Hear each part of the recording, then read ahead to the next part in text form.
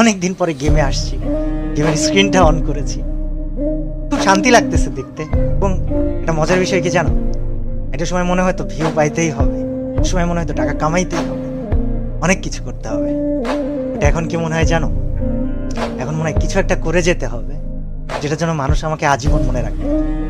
তো আগে অনেক কিছুতে ভয় পেতাম, আর এখন এখন জাস্ট একটা কথা বলি যে আগে ভয় পেতাম বা কাউকে থামাইতে হলে অনেক দিন পরে গেমে আসছি, গেমের স্ক্রিনটা অন করেছি, খুব শান্তি লাগতেছে দেখতে।